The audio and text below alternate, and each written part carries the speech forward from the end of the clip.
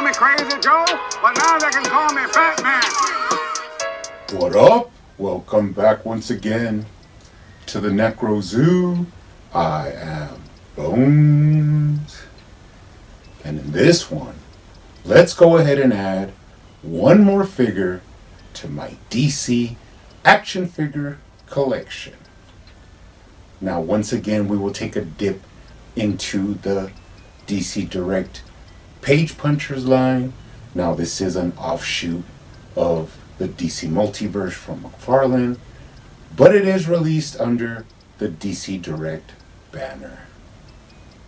Now, actually, this is a wave that has kind of been hit or miss for me because I found some, but then I didn't find the other ones, and then I just let it go by. But I do really want to take a look at this figure. We rarely get female figures from McFarlane, so I just want to take this opportunity to take a look at this one. Now we are taking a look at Supergirl from the Injustice wave of Page Punchers. Sort of based off the game, but this is actually really based off the comic book that is produced by McFarlane in coordination with DC Comics. Now, surprisingly enough, for some reason, this Supergirl is pretty hard to find right now. I'm not sure, but you're looking at about $50 to pick her up on the secondary market. So if I was you, I would try and hunt her down. I did find her at Target just randomly.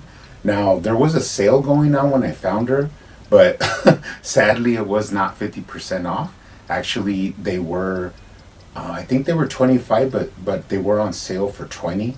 So it was pretty cool because I did find her, and I found another one of her in that same little sort of collector's portion of Target where they have the NECA stuff.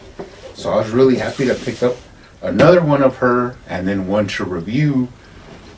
And then also I did end up finding the Dr. Fate that is from this wave as well. But I probably won't be reviewing him. He is basically based on the original Dr. Fate that we received. There's just a little bit of changes.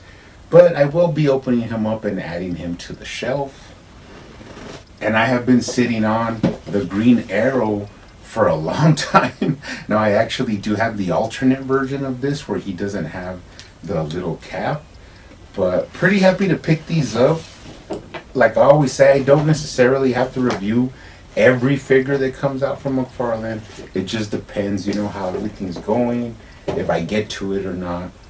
But actually she is a special case. I do want to review her because, as I said before, we don't get that many female figures. Now, actually, right now as we speak, at the Comic-Con, McFarlane has released images of some more female figures, including another Supergirl.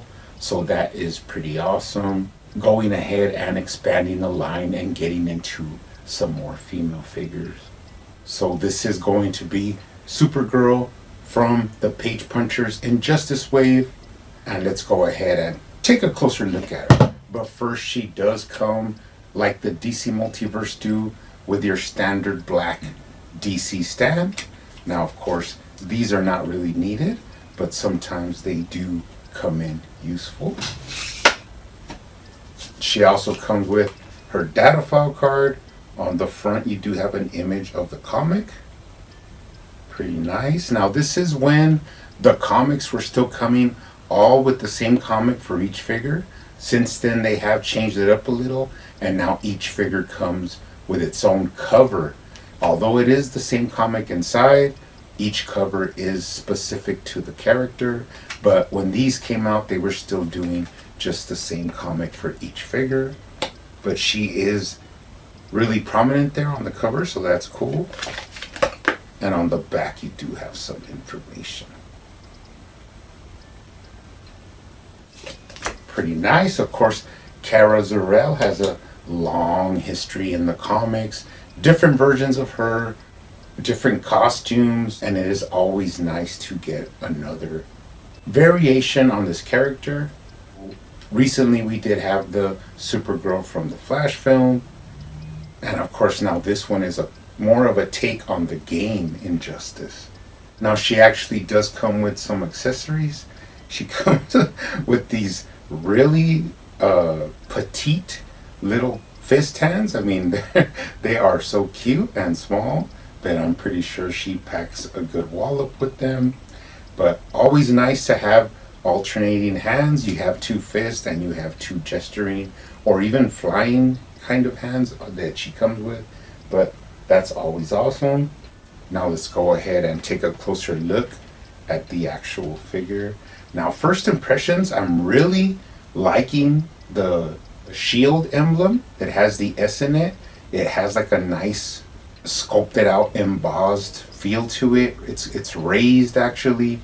This is actually a really nicely sculpted figure. Just from first impressions, you could just see all the textures, all the details, all of the unique sculpt work that they actually did on her, which is something that we've mainly come to expect from McFarlane. Now recently McFarlane has been doing some more reuse of bodies, but he still maintains a lot of figures that come out have actually completely unique sculpts and a lot of cool texture and detail. So she actually looks really good. Actually just gives you vibes of just a Supergirl, not necessarily from Injustice, although that is what she's based on. But if you were just to show her to somebody, they would basically be, you know, that's Supergirl. So pretty sweet. Let's go ahead and take a look at the head sculpt. Actually pretty cute head sculpt. She looks really good. The only thing I do not really like is the hair. There is an image where this is basically based just on this image, so I'm not gonna hate on the sculpt work. It's nice, but I would just like her to have a little bit more flow to the hair instead of having it just, you know, straight down the sides like that. But that's just my own personal preference. It is a very nice head sculpt with nice hair, and it even has some shading in there to give it a little bit of depth into the hair. You got darker parts of it on the inside and then lighter yellow on the out.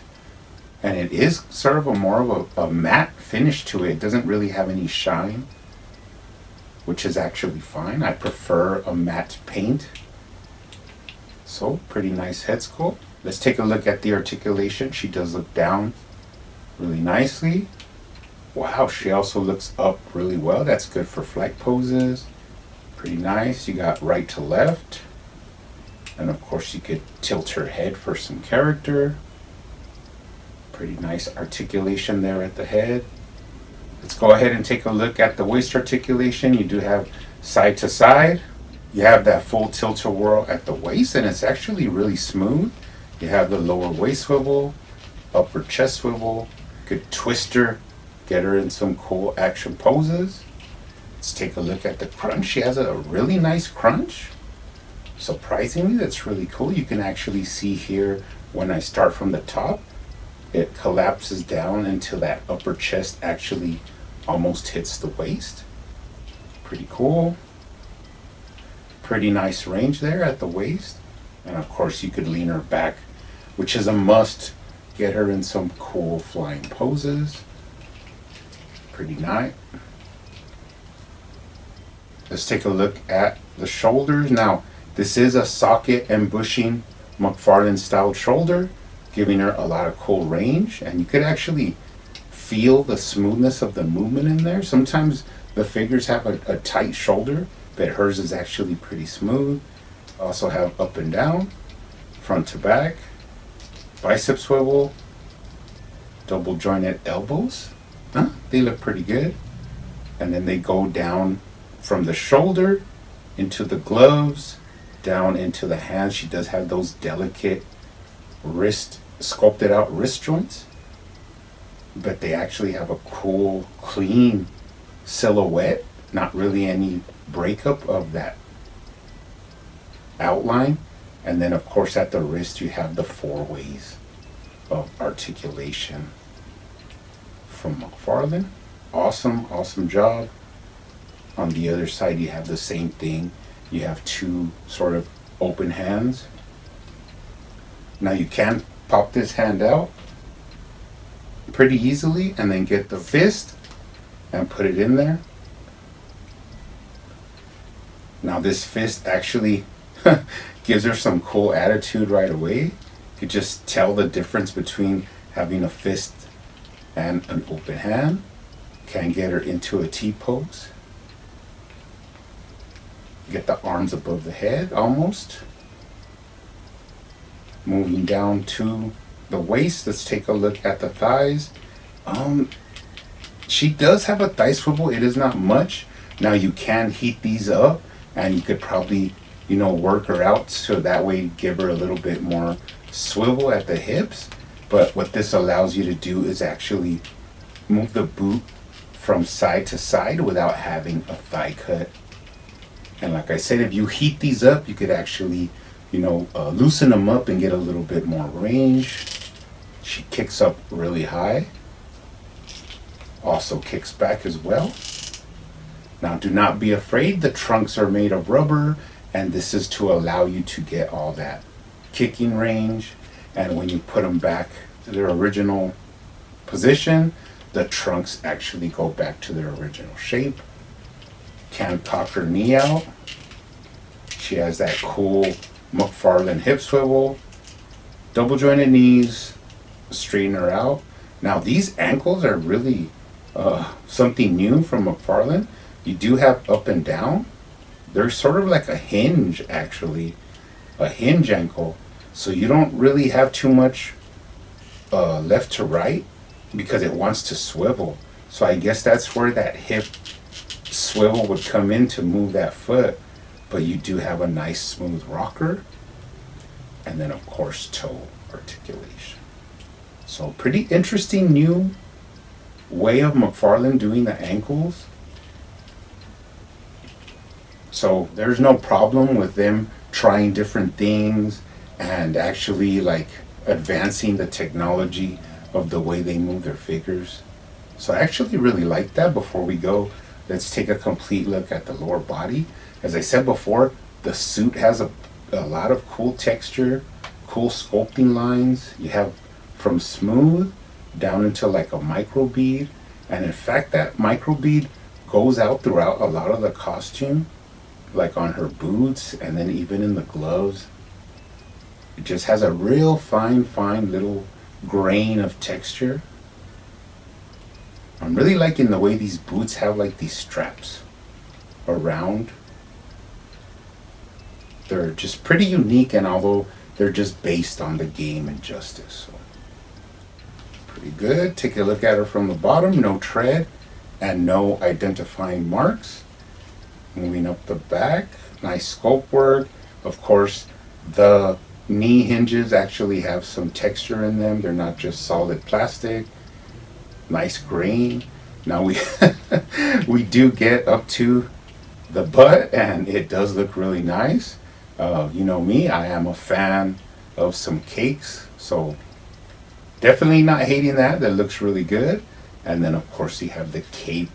Now it is soft, a little bit thick, but the main thing about this cape is the way they actually added the yellow S on the back. It is in gold, but McFarlane, you could see that it's it's not that hard. This is what we want from our, you know, super characters, is to have that shield on the back and in the front. So she actually looks really good. She's an awesome looking female figure. We do always enjoy getting some of these, and adding them to the collection gives us a little bit more range and different choices that we could do in, you know, figure photography or whatever you may do. Now, the only figures I really want to compare her to is, let's bring out other figure from this wave, which is the Batman. So you can see how they scale out. She is a good size compared to Batman. And then also let's bring out the Sasha Calle version of Supergirl from The Flash. So in a short amount of time, we have received 2 Supergirls, and now we are going to be expecting another one. So that is awesome to open up the line and get into some more different characters, different versions of characters, and it is always appreciated. But you guys keep hunting out there, keep collecting, keep customizing, And I will see you on the next one.